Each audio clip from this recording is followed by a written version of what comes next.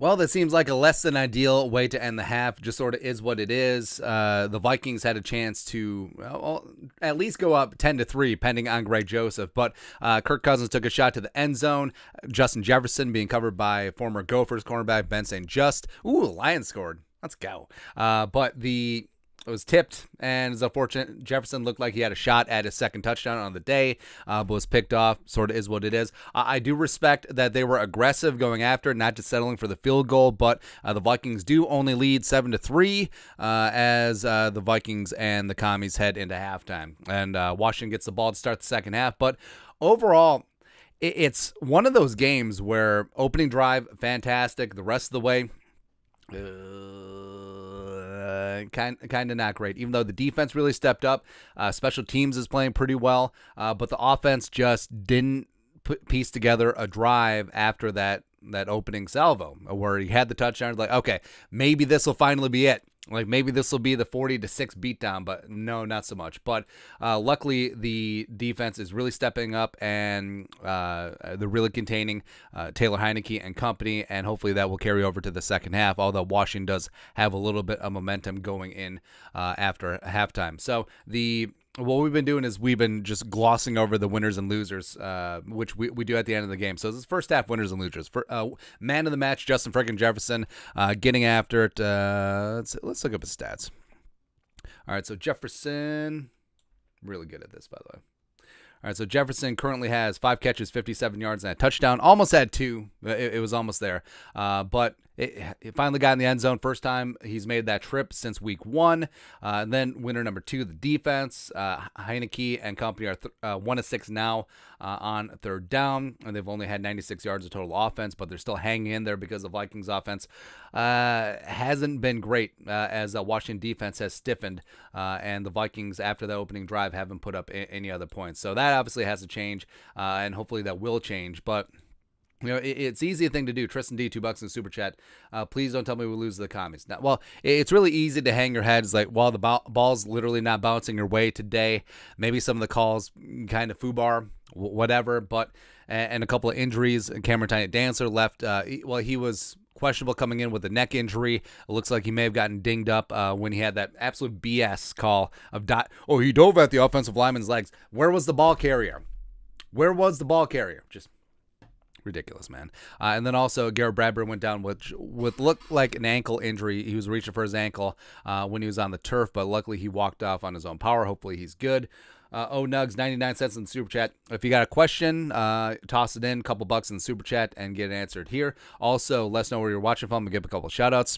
Also, winner number 3, TJ Hawkinson. That's right, man. And apparently O'Connell wasn't bluffing. He's a big part of the offense. 4 catches, 42 yards on 4 targets, reeling all of them in. An 18 and a 19-yard catch, moving the chains, looking good. Eric Kendricks flying around, making plays, 8 tackles so far, and a tackle for loss. And yeah, Kendricks, it may have taken a little while for him to get fully acclimated and fully comfortable in this new defense, but he looks, pretty okay. Ryan Boomer Wright, a fantastic punter for the Vikings, averaging 52 yards per punt, long 61. He's getting after it again. Ryan Wright and Tress Way, it's a punt off. Basically, that's what happened in this game. Zadarius Smith, he only has 3 tackles. He doesn't have any sacks, but he is absolutely controlling this game. He's being doubled. Washington knows where he is on every single time, every single snap, and also it's one of the reasons why Daniil and DJ Wanham got themselves a sack because of all the attention being paid to 55. Anthony Sebring, D doing their job. What does Kirk need to do? Kirk needs to step up. Kirk needs to start converting a couple of these drives into points, and they need to go from there. Like, it's very tenuous right now. The defense is playing fantastic. I think Washington,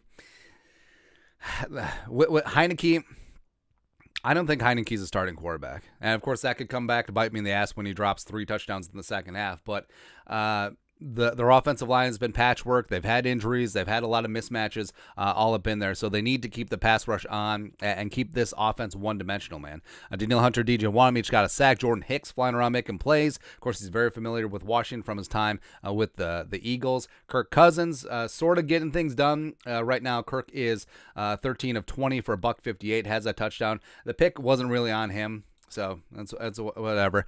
Adam Thielen with that big-time catch on that drive right before the half, hoping to turn it into points. But also he's had a couple of catches, a couple passes bounce off his hands. Now, if you get one hand on it, are you supposed to catch it in the league?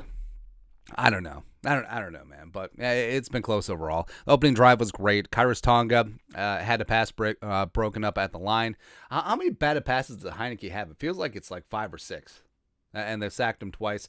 Gotten after his ass a number of times. But Tonga, the pickup from Atlanta, former draft pick of the Bears, former BYU nose tackle. He's done some really good work because it's been James Lynch and Tonga in for Diesel Dalvin Tomlinson. He's been great against the run the last couple weeks and also got a pass broken up. Anthony Sebring, $5 in Super Chat. Is this on the O-line for the offense and Kirk getting the nevers of playing nervous of watching from Oklahoma? I think it's a combination. I think that Washington is doing a good job countering Kevin O'Connell's play calling. I think that they're getting good push with their 5-man line. And, yeah, part of it is just adjustment. So we'll see how Kevin O'Connell and Wes Phillips and company adjust in the second half because, it can't last. Can't let Washington keep hanging around. That's what happened to the Colts last week, and then Washington pulled off the miracle at the end. Dalvin's been looking good yet again. Diamond Danchasena made a tackle. We can tackle now. Caleb Evans coming up in run support in place of Cameron Tiny-Dantzler. Tress Way, the Washington punter, has been looking good. Losers, Ed Ingram. So gave up that sack, giving up a number of pressures. It's clear that Del Rio and the Commie defense are targeting him. Happens. The offense after the opening drive has been asked, thank you, as well as that delay before half. Looked like it was Austin Schlutman who's filling in for Garrett Bradbury. Cousins was calling for the ball. Didn't quite work, so it sort of is what it is there. But, overall, off to a great start, and they're just sort of struggling and surviving as right now, but they got to come out in the second half, get a stop because Washington gets the ball first, march down, get some points, and let's put this thing away, huh? Like, don't let them hang around any longer because the longer they do, the more confident they feel and the better chance that they pull off some miracle at the end. So, the Vikings just have to get after it in the second half. I think that the parts are clearly there. Jefferson is still that dude. They can't cover him. Hawkinson is going to be a problem. Hopefully, he gets some more targets as well. And Dalvin is doing some good work on the ground overall. And just put this thing away. Put this thing away, and let's move on to Buffalo, man. But that's it. That's our quick gander at the first half. Oh, no. We're going to do some shout-outs. Let's see here. Skull from Japan. What up? Mobile, Alabama. Minneapolis. Honolulu. Cedar Rapids, Bloomington, Minnesota, Regina, Saskatchewan, Plymouth, West by God, Virginia. That's right. Mountain Mama, Take Me Home, Valley City, North Dakota. Parts unknown, Skull, Idaho, Burnsville, Minocqua, Wisconsin, Aitkin, Wilmington, North Carolina. Come on, raise up. What up? Let's see here. Yeah, so hopefully much better second half coming up. It's just I know that the Vikings have won these close games. They've won 5 straight games in a row by 1 score, but can this just be a cathartic ass kicking in the second half? The defense is playing fantastic, man. The offense, just get your ish together and let's go.